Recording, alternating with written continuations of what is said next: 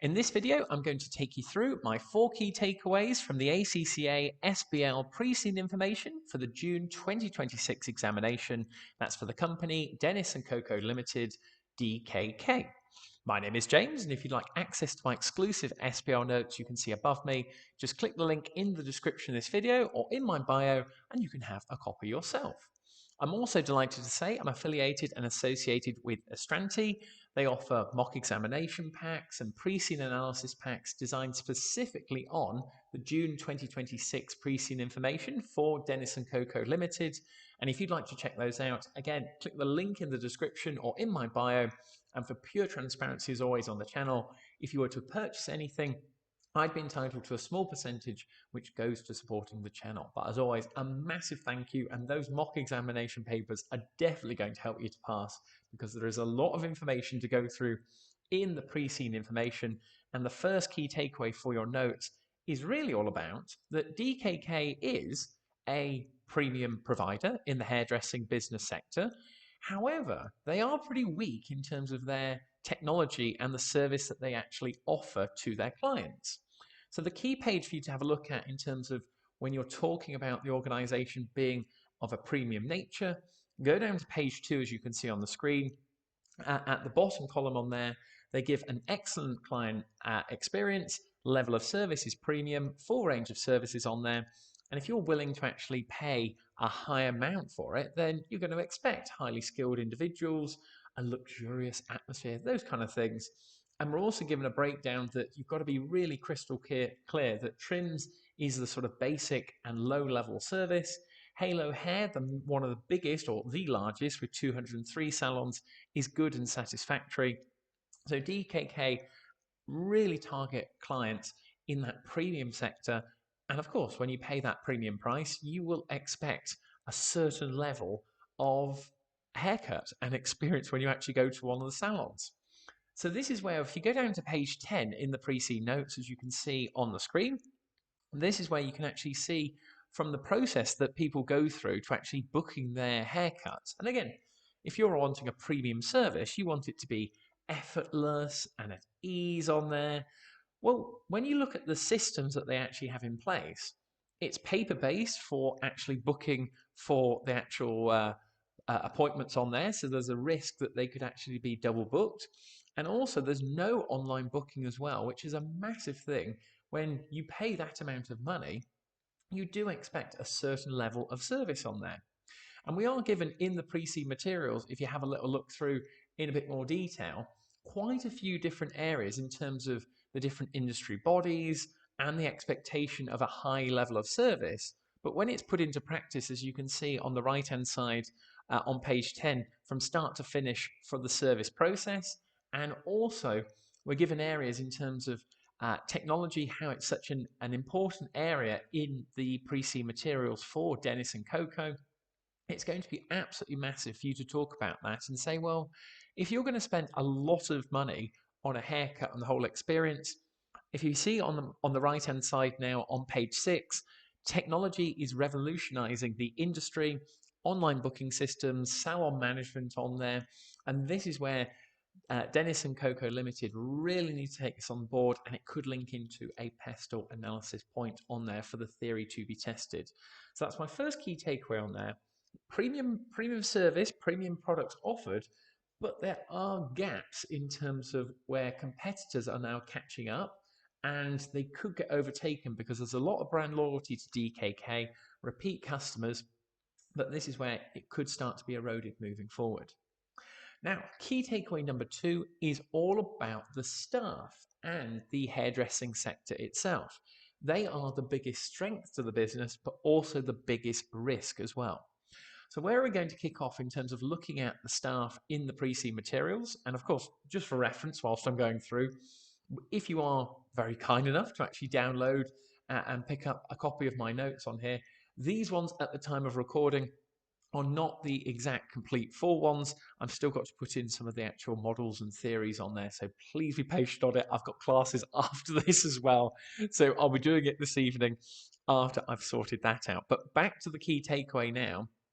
Pages 8 and 9, this is where that you can see where my mouse is on here in terms of features offered to differentiate and for DKK to maintain that premium level on there, what they expect is expert hairdressers on there, fully compliant in terms of their actual qualifications and the Hairdressing Standards Association. So this is where you can bring in other factors of the pre-seed materials. And then it's all about adding value in different ways as to the personalized client service, luxurious salons on there, product partnerships. And this is where the staff come into it as to, well, lots of people will come to the salons because they have a good working relationship with the people who work there and the people who cut their hairs.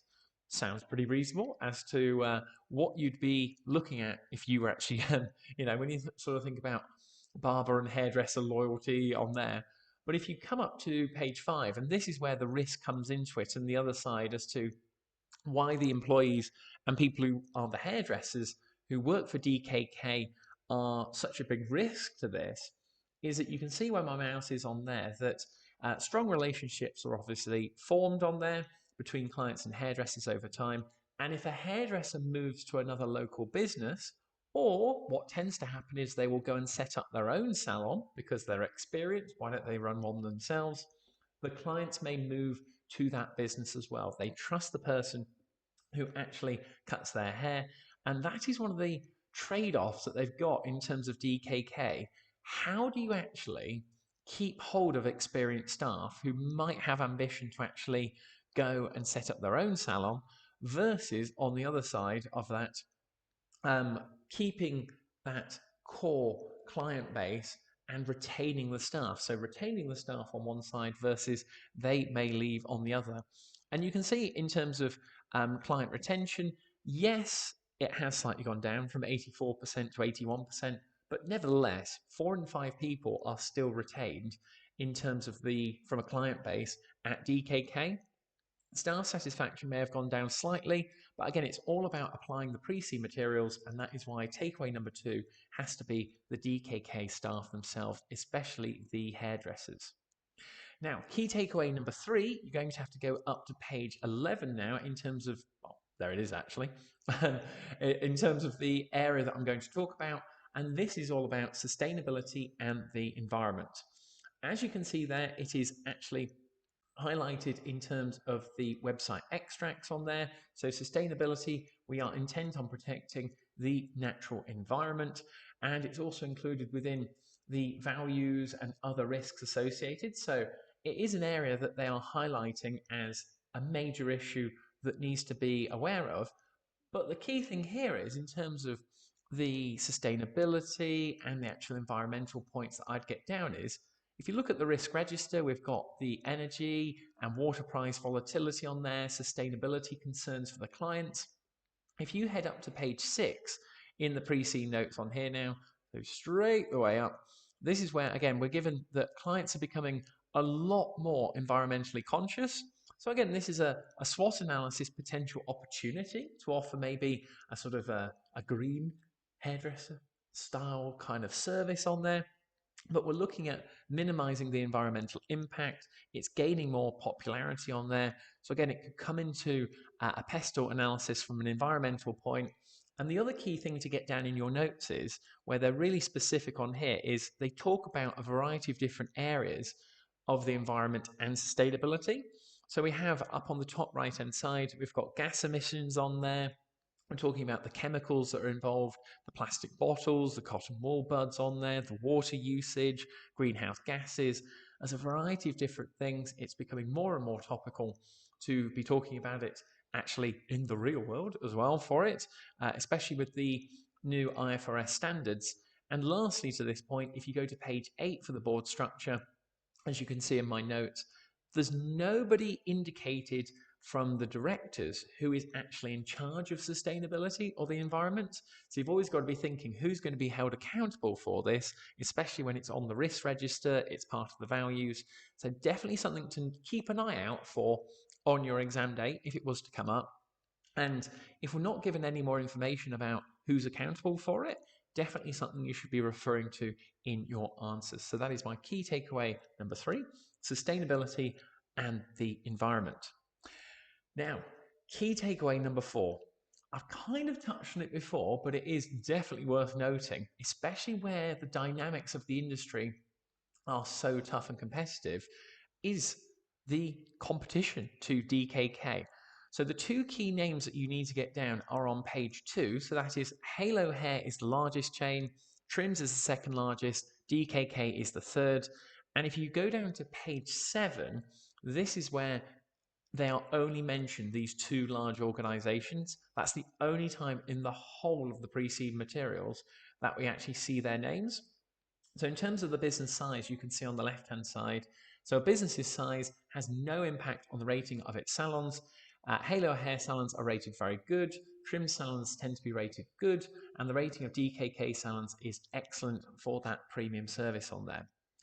The key thing here is we're given one little sentence on page 8, and I'll put it on the screen so you can see it here on the right-hand side.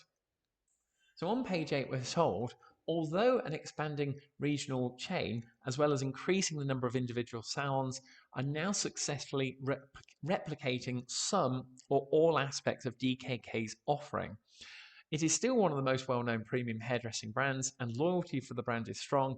But this is where we're getting lots of clients who are seeing that the competition in Kaeland is changing. We're getting lots of salons, as we're told on page 2, who are just simply a hairdresser who finds a shop where they can set up a salon, and then that is where they have to decide, do they offer a basic level, a good level, or a premium level? And so that is where you can see on here, we're given lots of different stats in terms of the businesses, the level of revenue on there. And clients are clearly finding that if they can offer that premium, excellent full range of services, that is where they can take some of the market share or some of the customers away from DKK. And lots of these organizations who are in the salon sector are just simply just one salon. So this is the key stat up here. Over 99% of hairdressing businesses are small, independent businesses with just one salon and a maximum of 10 members of staff on there. I think what's happening here is you're getting lots of people who are training to become hairdressers who are maybe working at DKK or a competitor. They're then getting the training, leaving the organization, going to set up their own, and they've worked out that the premium way of going about it is what they should be targeting to actually maximize the added value for the clients, for the customers, and they have the higher margins associated with it as well. So that is my key takeaway number 4 from a competition to DKK point of view. We're getting more of the smaller firms who are literally just one hairdresser, a few members of staff, all in one salon, that are coming into DKK's area of the marketplace from a premium level of service and taking away some of their clients. And that takes you through my 4 key takeaways for the June 2026 exam. If you found value in the video, be sure to give it a massive like and thumbs up and subscribe so you don't miss out on any other videos in the series for the June exam for 2026. If you'd like access to these exclusive notes, as I said before, click the link in the description or in my bio, and you can grab a copy there, along with checking out those Astranti mock exams and pre-scene analysis packs. They are definitely going to help you to get that pass. So make sure you stick around now. I'm going to leave another video on the screen that is definitely going to help you in your preparation. And thank you very much. Leave me any comments if I can help you out with any questions. So I'll see you on the other side now, and thank you very much.